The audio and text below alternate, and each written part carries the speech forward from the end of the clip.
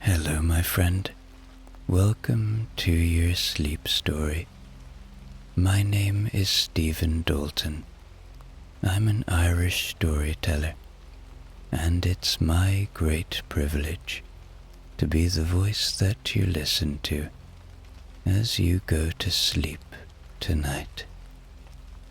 Many of you over the years have commented that your doctor recommended my stories to you as a way of finding sleep. And I suppose those comments have given me the idea for tonight's sleep story. It is about a kind doctor, a doctor of sleep, called Dr. Pennyfeather, who helps a great many people in the village of Bumbledown find the sleep of their dreams. And I hope tonight's story brings just that for you. But first, let's do the relaxation session, which will take a few minutes before tonight's sleep story.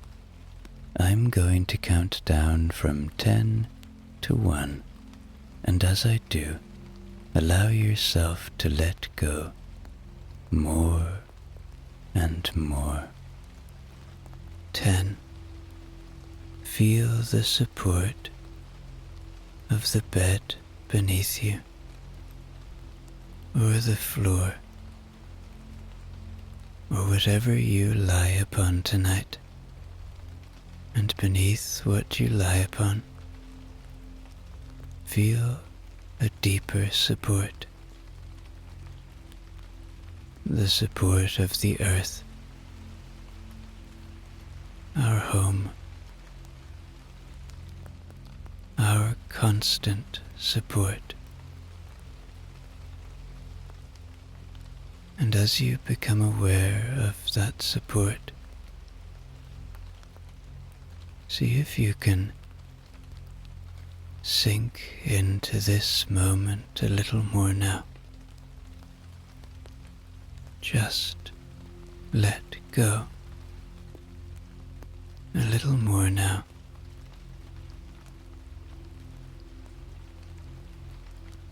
9. You are safe. Allow my voice to be an anchor of safety tonight. To be a friend. To be a gentle guide. A guide that only ever brings you to safe places, to warm and cozy places, to places that enable and support your sleep. Trust that my voice is a friend tonight.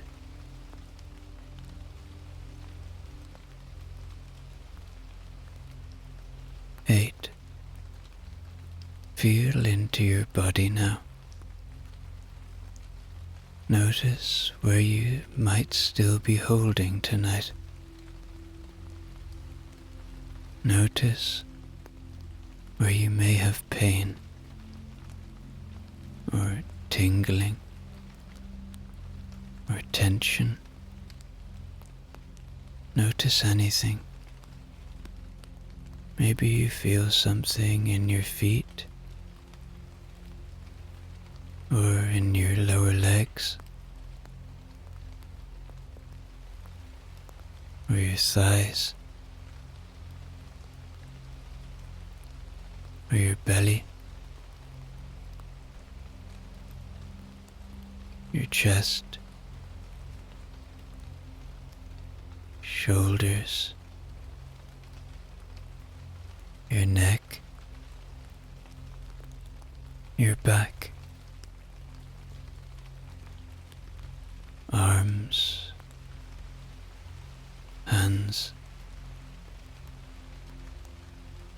Or maybe you're like me and you hold tension in your face. Just see if you can soften a little now. This is a time for kindness to yourself and to your body.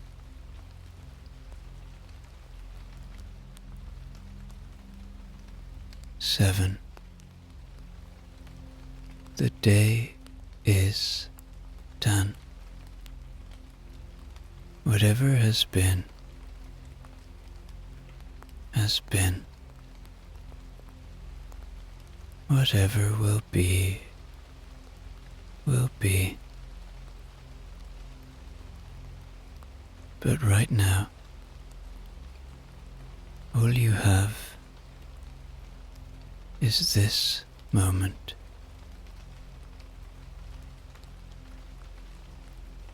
Your thoughts can't change what has gone before.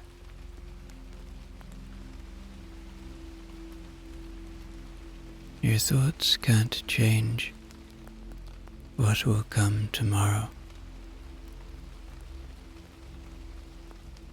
Your brain needs rest now. So, as thoughts come and go now, don't fight them. Don't chase them away. See them for what they are. Thoughts. Then just watch them go, like leaves floating away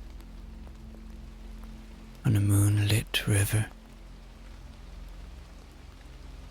or clouds passing through a starlit sky.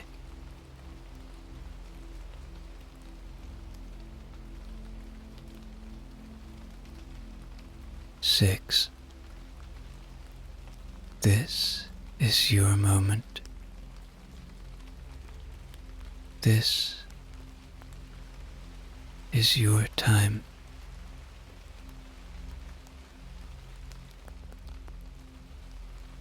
You have earned this moment of kindness to yourself.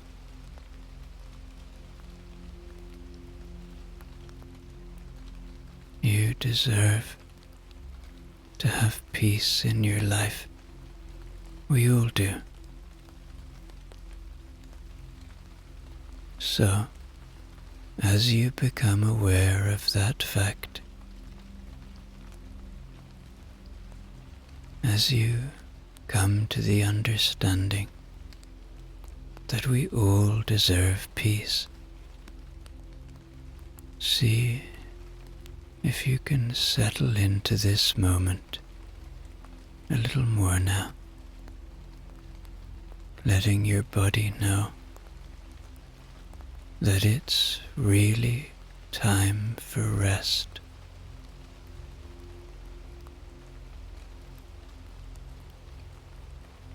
Five. Peace lives within you. It is a constant friend, waiting to be found, waiting to be felt. Where does it live within you?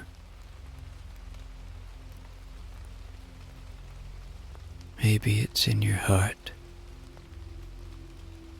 Maybe it's in your head. It's up to you to find it. But I promise you it's there.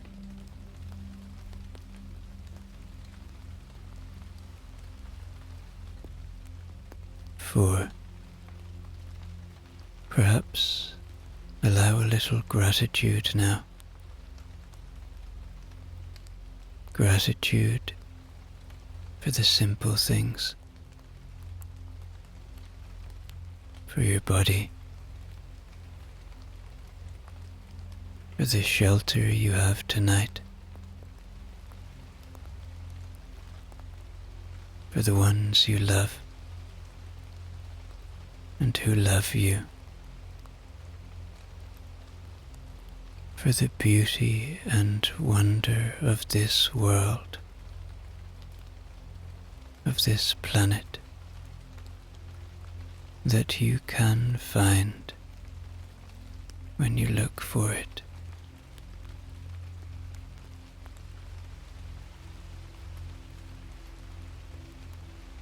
Three, begin to engage with your imagination now. Begin to see a rainy little village, and in that little village, a doctor's surgery, a crooked little building, welcoming and warm and ready for its next patient. 2. Checking in with your body one more time now. Finding the places you are holding still. And allowing yourself to give in, to allow the tension to ease away.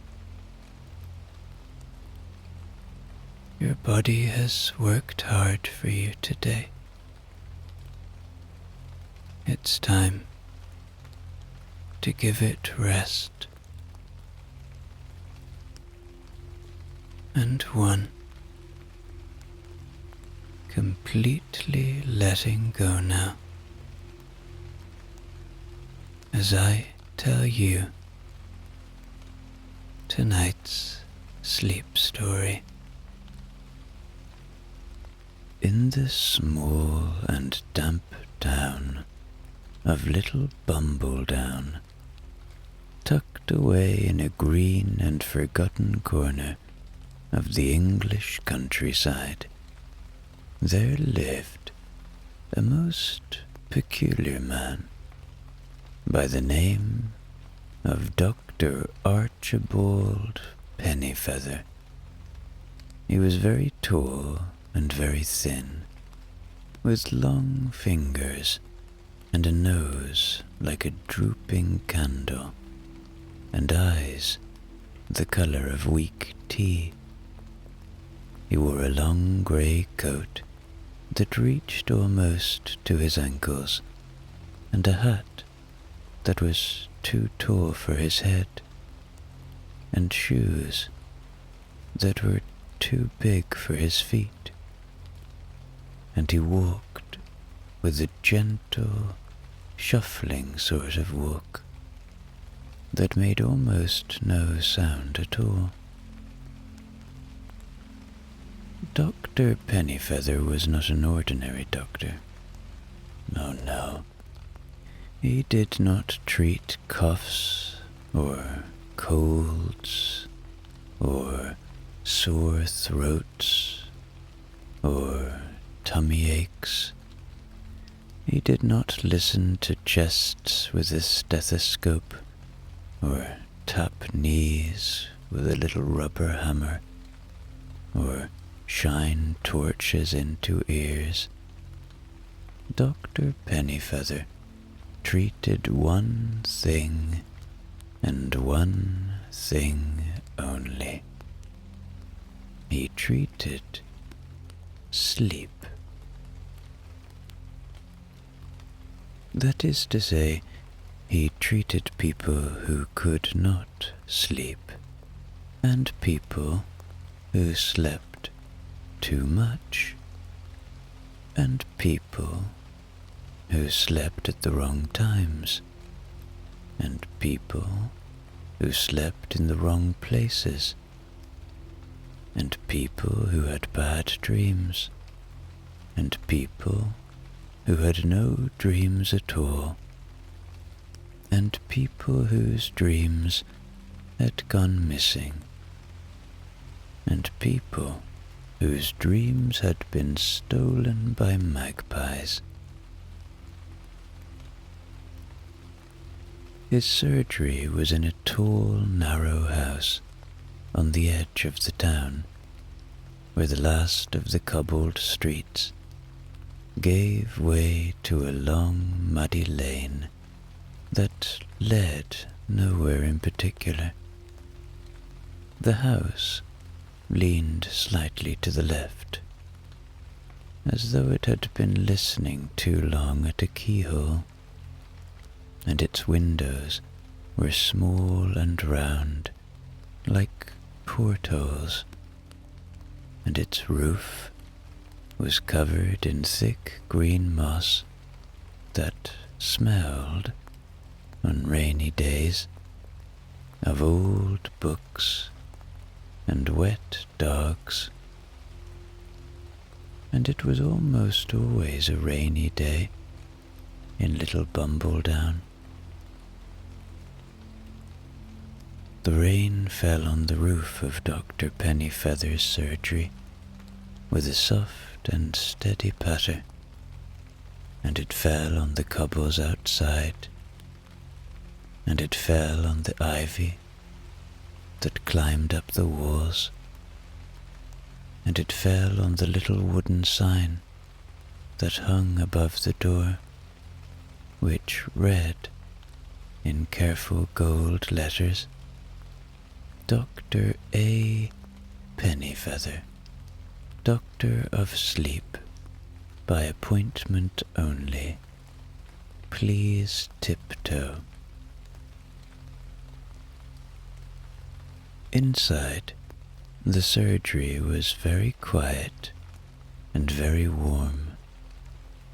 There were thick rugs on the floor, the color of moss and honey, and there were heavy curtains at the windows, the color of old wine, and there were lamps with green glass shades that gave off a soft and sleepy glow. There was a large grandfather clock in the corner that ticked so slowly and so gently that it sounded like someone breathing in their sleep. Tick, tock, tick, tock. In the waiting room, there were deep, deep armchairs, the sort you could sink into and never come out of, and little tables stacked with books, with titles like the Encyclopedia of Yawns, and A Brief History of Nodding Off, and 1001 Nights of Perfectly Ordinary Sleep. There were cushions everywhere, plump and soft, and there were blankets folded neatly over the arms of the chairs, in case anyone should feel a little drowsy while waiting their turn. And a great many people did feel a little drowsy while waiting their turn. In fact, it was not unusual at all for Dr. Pennyfeather to open the door to his waiting room and find every single one of his patients fast asleep before he had even seen them. "Oh dear," he would whisper to his assistant, Miss Moth, who was a small and round woman with spectacles and a voice like a warm bath. "They've all gone off again. Shall we wake them up, do you think?" or just leave them be. Leave them be, Doctor, Miss Moth would whisper back. Leave them be. They've come all this way for a bit of sleep. It would be a terrible shame to wake them up now. And so, Dr. Pennyfeather would tiptoe back into his consulting room and have another cup of chamomile tea, and Miss Moth would tiptoe around the waiting room, drawing curtains and tucking blankets, and the rain would go on falling, softly, softly on the roof.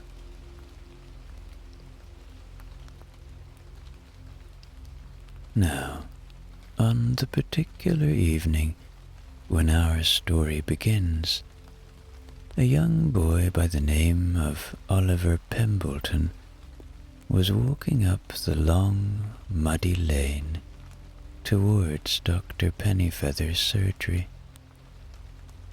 Oliver was 9 years old, and he was small for his age, and he had hair the colour of toast, and his Wellington boots made a lovely squelching sound in the mud as he walked. He was holding his mother's hand, and his mother was holding a black umbrella, and the rain was falling all around them, pattering on the umbrella and pattering on the leaves of the hedgerow, and pattering on the little stream that ran alongside the rain. "Mummy," said Oliver, "is the sleep doctor going to fix me?" "I very much hope so, my dear," said his mother. "What if he can't?" "Then we shall try someone else. But Mrs. Hodgkins at the bakery says Dr. Pennyfeather is the very best. She says he cured her cousin's husband's uncle, who hadn't slept for 3 years and 7 months, and was beginning to look like a piece of burnt toast." "Goodness," said Oliver. The problem with Oliver was that he could not, for the life of him, fall asleep. Every night he would lie in his bed and stare at the ceiling, and count sheep, and count elephants, and count penguins, and count all the countries of the world in alphabetical order, and still sleep would not come. His eyes stayed open. His mind stayed busy. The hours ticked by, and the moon rose and set, and the birds began to sing in the morning, and still Oliver had not slept a wink. He had tried warm milk. He had tried cold milk. He had tried goat's milk. He had tried hot baths and cold baths, and no baths at all. He had tried boring books, and boring music, and boring conversations with his great-aunt Petunia about the history of buttons. Nothing worked. At last, his mother had said, "That's quite enough of this. We're going to see Dr. Pennyfeather." And here they were, squelching up the lane, with the rain coming down in long grey threads, and the sky the colour of old porridge, and the little house leaning forward as though it was eager to meet them. Oliver's mother rang the bell, which did not make a ringing sound at all, but a soft, distant sort of chime, like a bell being rung under water. The door was opened by Miss Moth, who smiled and said in her warm voice, "Good evening, Master Pembleton. Good evening, Mrs. Pembleton. Do come in out of the wet. Mind your boots, there's a dear. Yes, just there on the mat. That's lovely. Now, would you like a cup of something warm before you go in? We have chamomile and lavender and passion flower, and a very nice one made from hops and honey that I mixed myself this morning." Oliver said he would like the one made from hops and honey, because it sounded the most interesting, and his mother said she would have the chamomile, thank you very much. They sat in the waiting room, which was even warmer and sleepier than it looked from the outside, and Oliver sipped his hops and honey tea, and his eyes went round and round looking at everything. There was an old cat curled up on one of the chairs, fast asleep, with its paws tucked under its chin. There was a tortoise on the mantelpiece that Oliver thought might be a statue, until it slowly, very slowly, blinked one eye at him.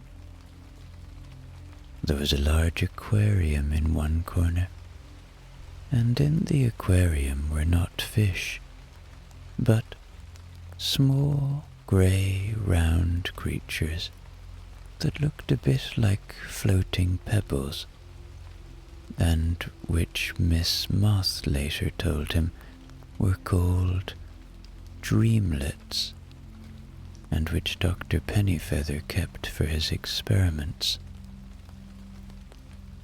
"What sort of experiments?" whispered Oliver. "Oh," said Miss Moth, "all sorts. He's a very clever man, the doctor. He knows things about sleep that no one else has ever known. He knows, for instance, that dreams weigh almost nothing at all, but that a bad dream weighs more than a good one, and a nightmare is the heaviest of all. He knows that there are 73 different kinds of yawn, and that the great yawn of the Himalayas is so enormous it can make entire villages fall asleep at once.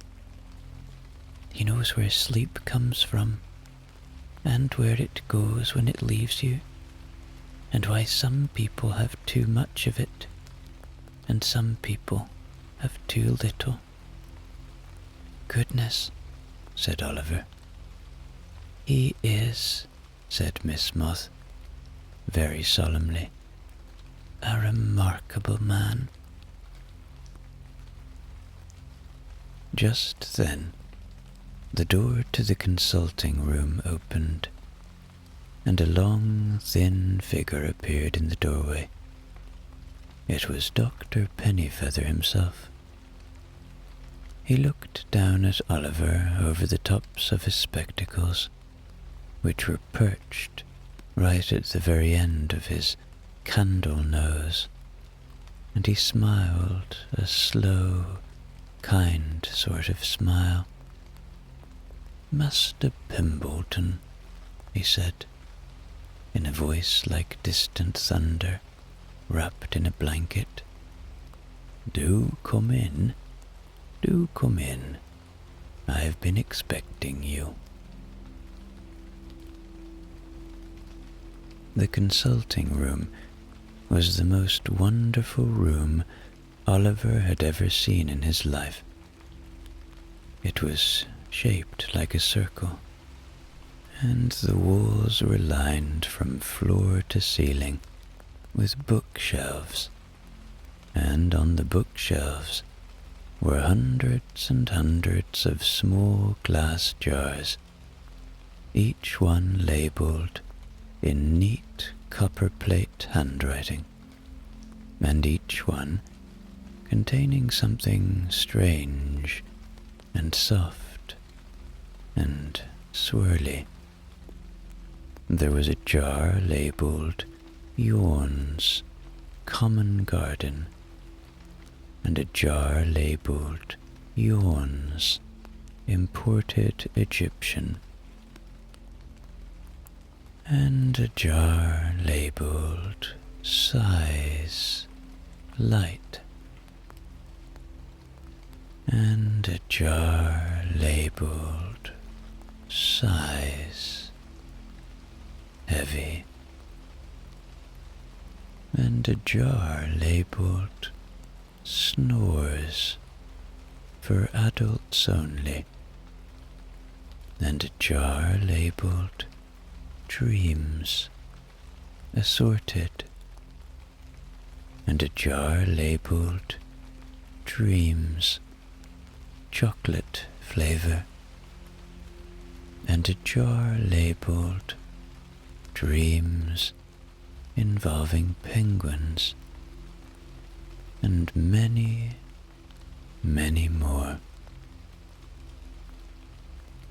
In the center of the room was an enormous armchair, upholstered in dark green velvet, with a footstool in front of it, and a little table beside it, and a lamp above it that cast a soft golden circle of light.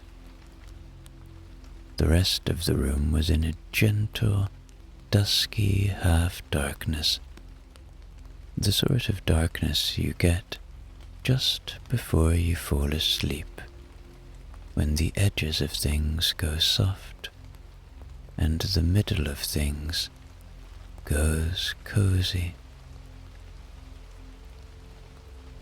Behind the armchair, on the far side of the room, was an enormous window, and through the window you could see the rain falling, falling, falling on the garden, and a small wooden bench, and a stone bird bath, and a weeping willow whose branches trailed in the wet grass. "Sit down, my dear boy," said Dr. Pennyfeather. "Sit down in the chair. Go on, it won't bite, although it has been known on occasion to hum." Oliver climbed into the green velvet chair. It was so big that his feet didn't reach the footstool, and so deep that he almost disappeared into it altogether. It was, without question, the most comfortable chair he had ever sat in. "Now then," said the doctor, drawing up a small stool and sitting opposite him, Tell me everything, from the beginning. Do not leave anything out, not even the smallest, silliest little thing. And so Oliver told him. He told him about the sheep, and the elephants, and the penguins, and the alphabetical countries, and the warm milk, and the cold milk, and Great Aunt Petunia and the buttons. He told him about how his eyes wouldn't close, and how his brain kept thinking, and how the night seemed to stretch on and on forever, like a long grey road that never came to an end. Dr. Pennyfeather listened very carefully. He did not interrupt. He did not take notes. He did not say, or I see, or go on, like ordinary doctors do. He simply listened with depth, with his long fingers steepled beneath his drooping chin, and his weak tea eyes fixed on Oliver's face, and the only sound in the room was the soft patter of rain on the great window behind him. When Oliver had finished, there was a long, thoughtful silence. "My dear Oliver," said the doctor at last, "I think I understand your problem. I think I understand it perfectly." "You do?" "Oh, yes. You see, Oliver, sleep is not a thing you catch. It is a thing you let in, and somewhere, somehow, you have learned to keep it out. Your mind has become a very fine and very busy little castle, with all its doors bolted and all its windows shuttered, and poor sleep is standing outside in the rain, knocking and knocking, and getting no reply." "Oh," said Oliver, "is that bad?" "It is not bad at all. It is very common. A great many people are like this. Their minds are so busy, so full of thoughts and plans and worries and wonderings, that there is no room left for sleep to come in. What we must do, you and I, is teach your mind how to open the doors, how to pull back the shutters, how to welcome sleep inside and offer it a chair and make it a cup of something warm." "How do we do that?" "Well," said Dr. Pennyfeather, "we shall have to perform a small experiment, quite harmless, quite painless. Are you willing?" "Yes," said Oliver. "Splendid. Then first, we shall need some drowsy mist, and a pinch of calm, and a spoonful of forgetting, and, I think, just the tiniest sprinkle of rain." The doctor rose from his stool and went to his shelves. He reached up with his long, long arms and took down a jar from the very top row. It was labeled Drowsy Mist, Autumn. He unscrewed the lid very carefully, and inside was what looked like a soft, grey cloud, no bigger than a tennis ball, drifting slowly around and around. He reached up again and took down another jar labeled Calm Summer Pond, and another labeled Forgetting Gentle for Children, and finally a small bottle with a silver stopper which was labeled simply Rain. "Now then," said the doctor, "first the drowsy mist. Hold out your hands, Oliver. Cup them together. There, that's right." Oliver held out his hands, and the doctor gave the drowsy mist a little nudge, and it drifted out of the jar and settled into Oliver's cupped palms, soft and cool, like holding a handful of cloud. "Now, breathe it in, slowly, through your nose. That's right. And out through your mouth. Lovely. Once more. In and out. In and out. Oliver breathed the drowsy mist in, and he felt his arms go heavy, and his legs go heavy,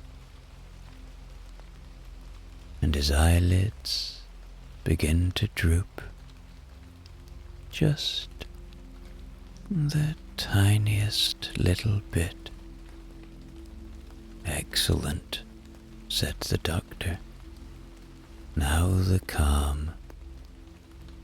He took a small pinch of something from the calm jar and sprinkled it on top of Oliver's head, and Oliver felt it settle into his hair and trickle down the back of his neck, and he thought it was like being gently patted by someone who loved him very much. And now, a spoonful of forgetting. Open wide, Oliver. Just a tiny taste. There. The forgetting tasted like warm milk and honey, and a song his grandmother used to sing when he was very small. And as Oliver swallowed it, he began to forget. He forgot about the boy at school who had been unkind. He forgot about the homework he hadn't finished. He forgot about the sound of the traffic on the road outside his bedroom window. He forgot, for a moment, even his own name, and it was a lovely, soft, floaty sort of forgetting. And now, last of all, the rain. The doctor uncorked the little silver bottle, and a sound of it came out. Not a liquid, but a sound. It was the sound of rain, the softest, gentlest, sleepiest rain you ever heard. It filled the room. It fell on the rugs and on the bookshelves and on the jars and on the armchair and on Oliver's hair and on Oliver's eyelids. It fell inside his head and inside his chest and inside his stomach.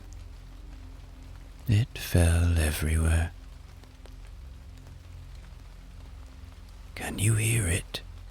whispered the doctor. "Can you hear the rain?"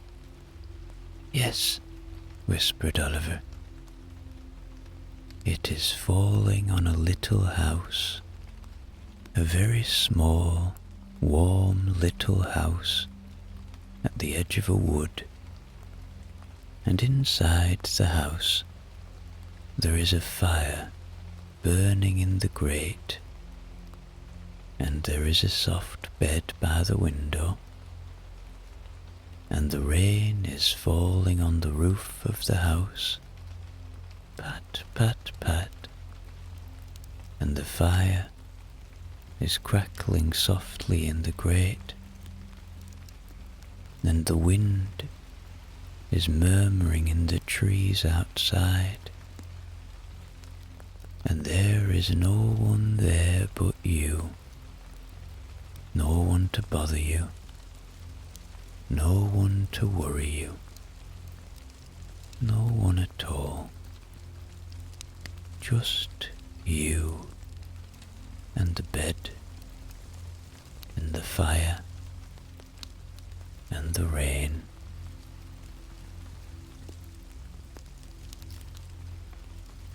Oliver could see it. He could see it as clearly as if he was there. The little house, the fire, the bed, the window with the rain running down it in long, slow streams. "The bed has a thick blanket," whispered the doctor.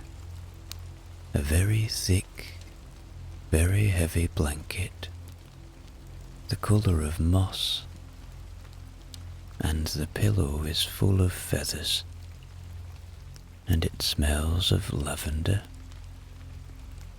and it is just the right shape for your head. And when you lie down on the bed, and when you pull the blanket up over you, the blanket is warm, and the pillow is soft, and the rain is falling, and the fire is crackling, and nothing in the whole world can touch you."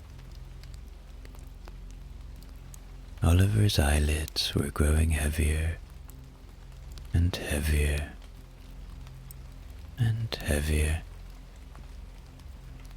"And now," whispered the doctor, softer than a whisper, softer than the softest thing you can imagine.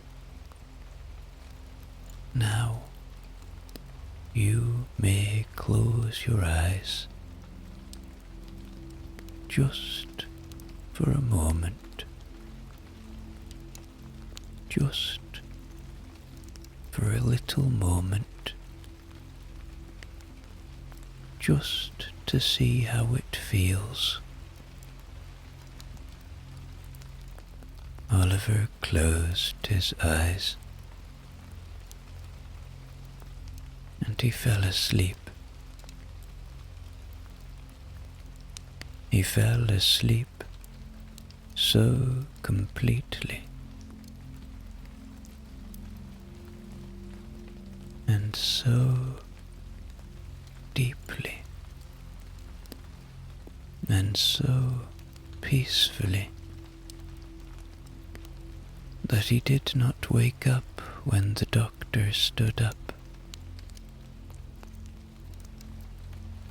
He did not wake up when Miss Moth came in with a blanket and tucked it carefully around him.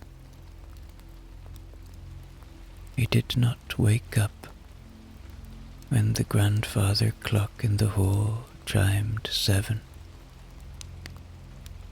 and 8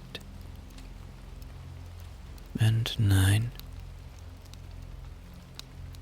He did not wake up when his mother peeked in and gave a little gasp of delight.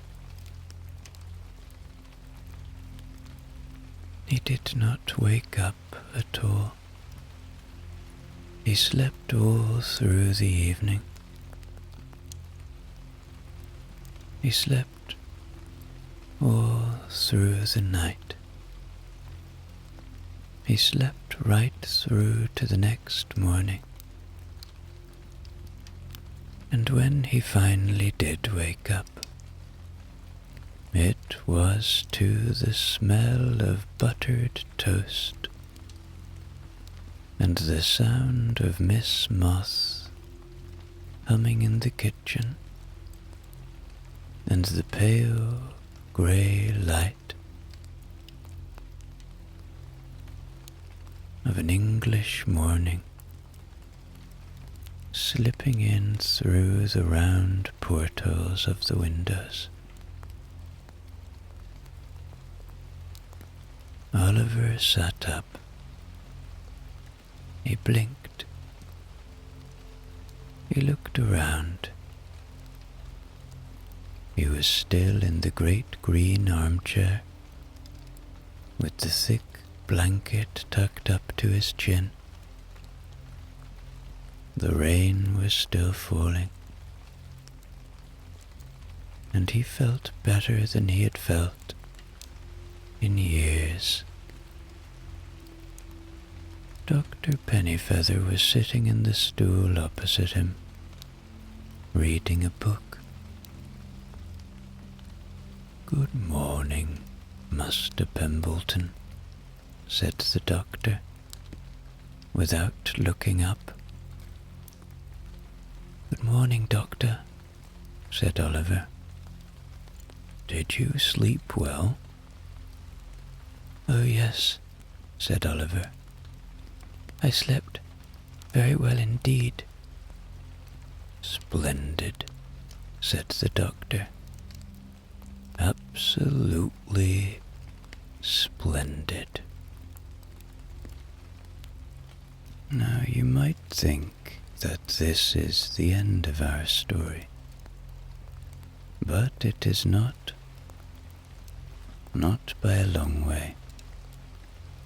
Because Oliver, as it turned out, was not the only patient at Dr. Pennyfeather's surgery that week.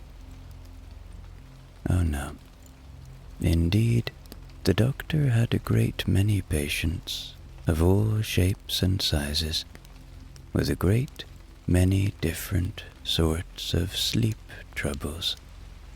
And if I were to tell you about them all, this would be a very long story indeed. But I shall tell you about one or two more, because I think you will like them. There was, for instance, Mr. Tobias Thistlewood, a retired postman, who had come to the doctor complaining that he slept too much. Mr. Thistlewood would sit down to his breakfast and fall asleep with his face in his porridge. He would go for a walk in the park and fall asleep leaning against a tree. He had once, he said, fallen asleep while riding a bicycle, and woken up in a hedgerow, with the bicycle still spinning its wheels in the air beside him. "The trouble with you, Mr. Thistlewood," said the doctor, after examining him very carefully, "is that your yawns are of the wrong sort.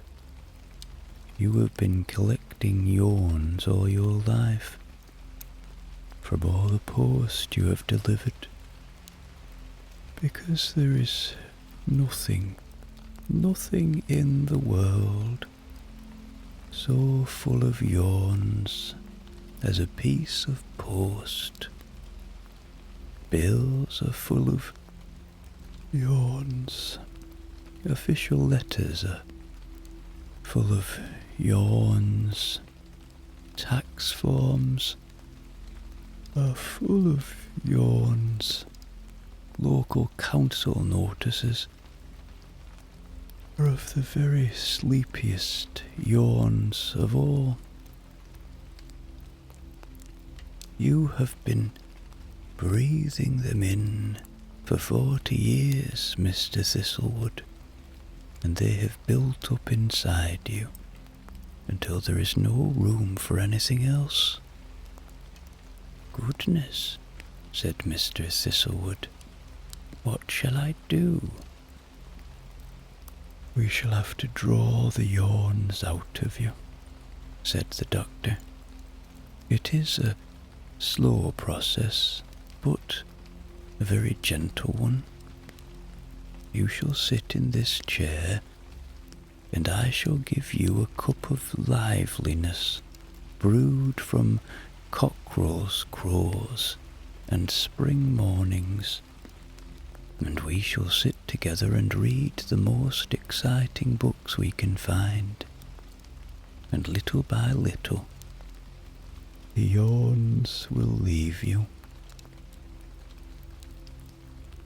And so Mr. Thistlewood sat in the green velvet chair, and the doctor brought him a steaming cup of liveliness, and they read together a book about pirates, and a book about mountaineers, and a book about a man who crossed the Sahara Desert on a camel named Beatrice, and with every page a yawn crept out of Mr. Thistlewood, very sneakily, very quietly, and drifted up through the window and out into the rain, and by the time they had finished the third book, Mr. Thistlewood felt as bright and as wide awake as a new penny, and he went home whistling, and he did not fall asleep at breakfast ever again. Then there was little Beatrix Bunbury, a girl of 7, who had come to the doctor because her dreams had gone missing. Every night, she told him, she would go to sleep, and when she woke up in the morning, there would be nothing there. No dreams at all. Just a blank, empty space where the dreams used to be. "It's horrid," she said. "I used to have the loveliest dreams. Dreams about flying, and dreams about talking to the fish in the pond, and dreams about a house made entirely of cake. And now there is nothing, just darkness, just nothing." "Oh dear," said the doctor. Oh dear, oh dear. This is a serious case. A very serious case indeed. Let me think. He thought for a long time. He walked up and down the consulting room. He looked at his shelves. He muttered to himself. He pulled on his long, drooping nose. At last he clicked his fingers and said, "I have it." "What is it?" "Magpies," said the doctor. "It is magpies. I am quite sure of it. Magpies, you see, are very fond of shiny things, and there is nothing shinier than a dream. They have been coming in through your window while you sleep, and they have been stealing your dreams, one by one, and carrying them off to their nests. We shall have to get them back." "Can we?" "Oh, yes. It is a simple matter. We shall lay a trap." And so, Dr. Pennyfeather explained to Beatrix how to lay a trap for a dream-stealing magpie. You had to leave the window open, just a crack. You had to leave a small silver dish on the windowsill. In the dish, you had to place one lovely, shiny, fake dream made from silver paper and moonlight and the whisper of a lullaby. And when the magpie came to steal the fake dream, it would be caught in a net, and Beatrix could ask it, very politely, to return her real dreams. The doctor made a fake dream for her, right there and then, out of ingredients from his shelves. It was beautiful. It glittered. It hummed. He put it in a little silver dish, and he gave Beatrix a net as fine as spider silk. And he sent her home with instructions. And it worked. Of course it worked. It was Dr. Pennyfeather. 3 nights later, Beatrix caught a fat, glossy magpie in her net, and she asked it, very politely, to give back her dreams. And the magpie, very sheepishly, flew back to its nest and returned every single dream, one by one. And Beatrix slept the loveliest sleep she had ever slept, and she dreamed about flying and talking to fish, and a house made entirely of cake. And then, one particularly wet and dark evening, towards the end of autumn, there came to the surgery a case that Dr. Pennyfeather would remember for the rest of his long, long life. It began with a knock at the door. Not the gentle, underwater chime of the bell, but a real old-fashioned knock. Knock, knock, knock. 3 slow, heavy knocks that echoed through the whole house. Miss Moth opened the door. On the doorstep stood an enormous man, as tall as a lamppost, and as broad as a barn door, with a long coat and a taller hat, and eyes like 2 lumps of coal. Behind him, in the rain, stood a long, black, shining carriage, pulled by 2 long, black, shining horses, with steam rising from their flanks. "I am come to see the doctor," said the enormous man, in a voice that sounded like gravel rolling down a hill. "Do you have an appointment?" whispered Miss Moth. "No."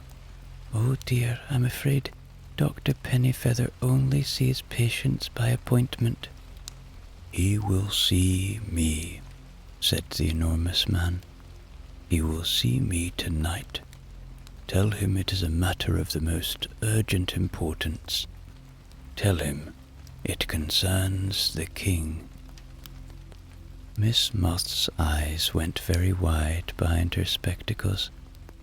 She said, Oh my goodness, one moment, please." She tiptoed away, and she came back and she said, "The doctor will see you. Please come in. Mind the mat. Boots off, please. Yes, just there." The enormous man took off his boots, which were so big they looked like 2 small black boats sitting side by side on the mat. He took off his hat, which was so tall it nearly touched the ceiling, and he followed Miss Moth very carefully, so as not to step on the cat or knock over the tortoise, into the consulting room. "Good evening," said Dr. Pennyfeather. "Please sit down. Well, please sit down if you can fit. Perhaps the floor. Yes, the floor will do nicely. There." The enormous man lowered himself onto the rug, where he looked rather like a great black bear crouched in front of the fire. He pulled from inside his coat a letter, sealed with red wax, stamped with a crown. "From His Majesty," he said, and handed it over. Dr. Pennyfeather read the letter. He read it once. He read it twice. He read it a 3rd time, very slowly, and then he folded it up and put it down on the little table beside him. "Well," he said. Well. His Majesty the King has not slept in 62 days. He has tried every doctor in the kingdom. He has tried every potion and every pill. He has tried counting his subjects, which took several hours, and made him more awake than ever. And now he has heard of me. Yes, I see. And he wishes for me to come to the palace tonight. I see. Very well, Miss Moth, my coat, if you please, and my bag, and perhaps a flask of something hot for the journey. We have some work to do. Now, I will not tell you everything that happened at the palace that night, because a great deal happened, and a great deal of it was secret, and a great deal of it is not suitable for a sleep story. But I will tell you this. When Dr. Pennyfeather arrived at the palace, he was shown into the royal bedchamber, where the king lay propped up against a great pile of pillows, with dark circles under his eyes, the size of teacup saucers, and a face as pale as flour, and a crown slipped sideways on his head, because he was too tired to hold it straight. "Doctor," croaked the king, "help me. I have not slept in 62 days. I have signed treaties in my sleep, except that I was not asleep. I was awake, and I signed them badly. I have given speeches that made no sense. I have appointed the wrong people to the wrong offices. I have confused my left foot with my right foot, and I have tried to eat my soup with a butter knife. And I have gone mad, doctor. I am mad with tiredness. Help me." Dr. Pennyfeather looked at the king very carefully.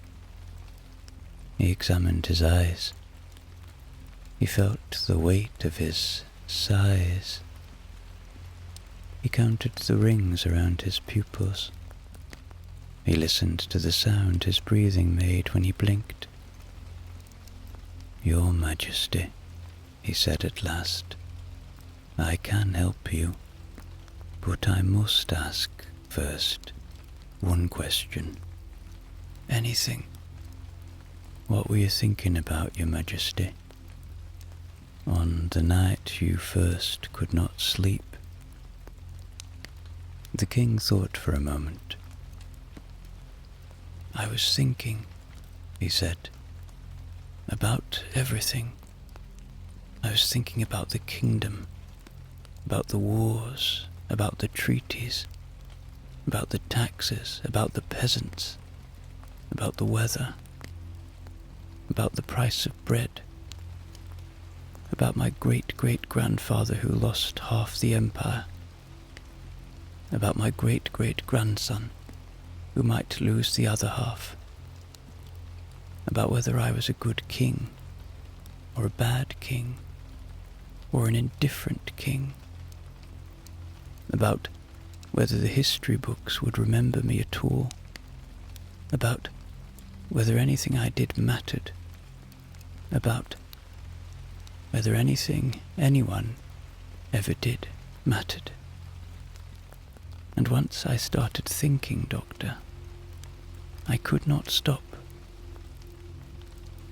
"I see," said the doctor very gently. "Yes, I see. That is the trouble. Your Majesty has a mind too full of kingdom. There is no room in it for sleep. We must empty it out, just a little, just for the night." And he reached into his bag, and he took out his jars, and he took out his little silver bottle,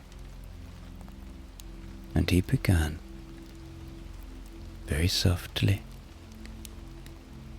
very slowly, to brew a remedy. He mixed a pinch of calm and a spoonful of forgetting, and a handful of drowsy mist, and a whisper of lullaby, and a crumb of childhood bedtime, and he stirred them all together in a silver cup, and he added the very last drop from the little bottle of rain.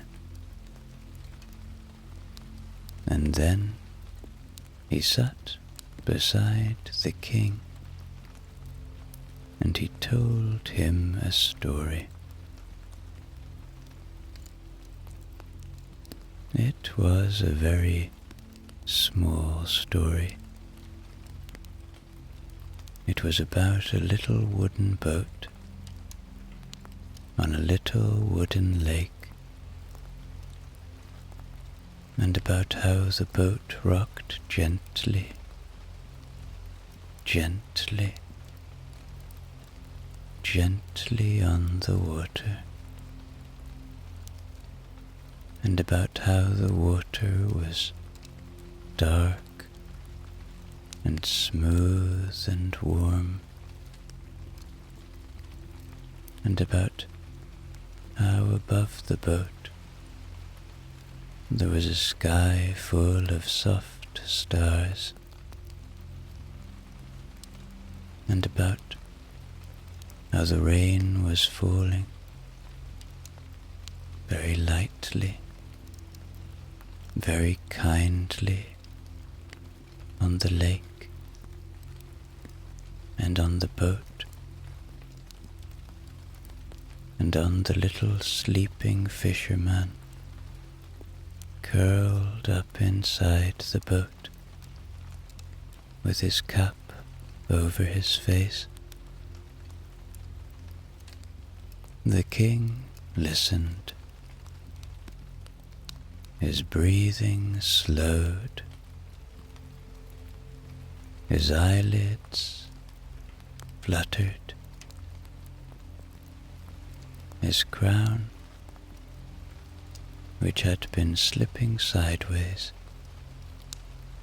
slipped the rest of the way off and landed with a soft thump on the pillow beside his head. And the king, who had not slept in 62 days, fell asleep. He slept for 17 hours. He slept through the morning and the afternoon and into the next evening. He slept through a thunderstorm and a cavalry parade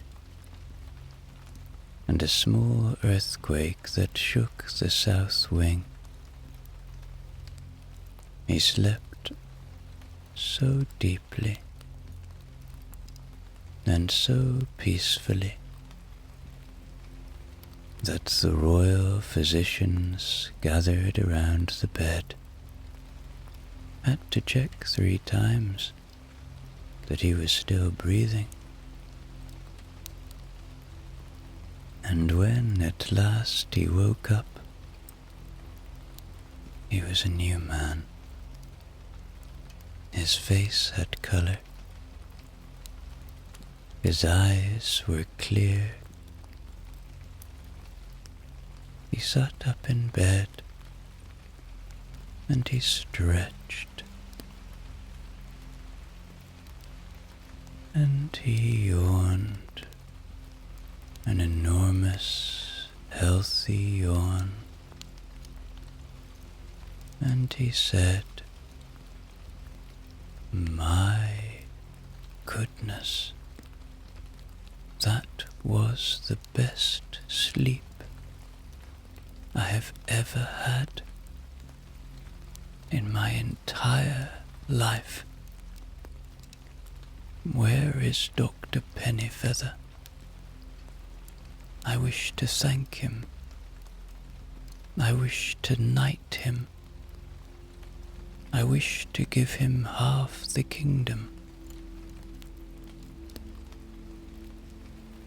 But Dr. Pennyfeather was gone. He had left in the early hours of the morning, in his long grey coat and his tall hat and his big shoes, and he had walked, shuffling and silent, all the way back to Little Bumbledown in the rain, because that is the sort of doctor he was.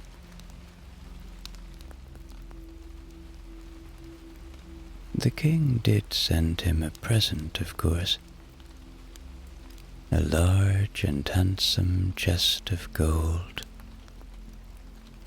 But Dr. Pennyfeather did not keep the gold for himself. He gave it to Miss Moth to buy new cushions for the waiting room and new jars for the consulting room and new tea for the patients, and a very large and very comfortable new bed for the little room upstairs, where he sometimes slept himself when he was tired, which was not very often, because Dr. Pennyfeather, you see, did not need much sleep. He had spent his whole life giving sleep to other people, and he had, somehow, without meaning to, collected a great deal of wakefulness on his own. But he did not mind. He liked being awake in the quiet hours. He liked sitting in his consulting room in the middle of the night, with the lamps low and the rain falling on the roof, and writing in his great leather-bound books about all the people he had helped and all the sleeps he had given and all the dreams he had saved from dream-stealing magpies. And sometimes, on very quiet nights, when the rain was falling softly on the mossy roof, and the grandfather clock was ticking gently in the hall, and Miss Moth was asleep upstairs with her spectacles still on,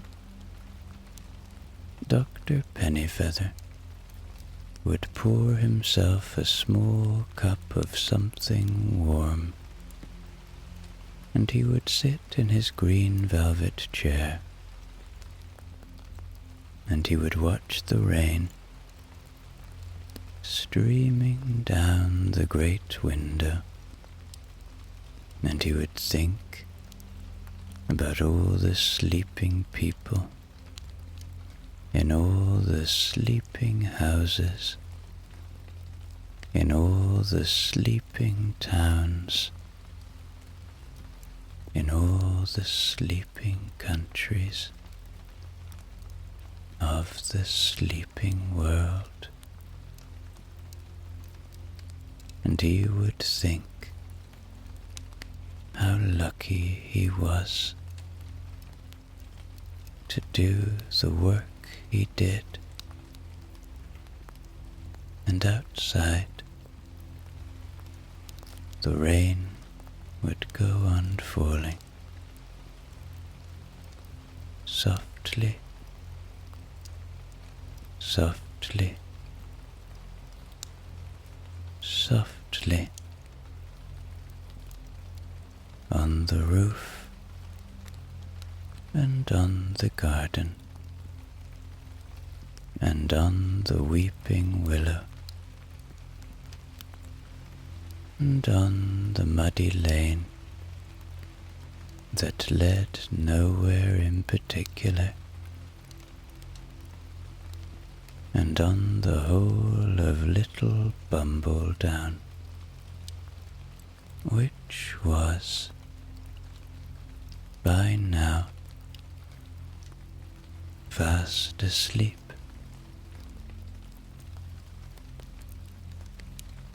Every window dark, every bed warm, every dream safe,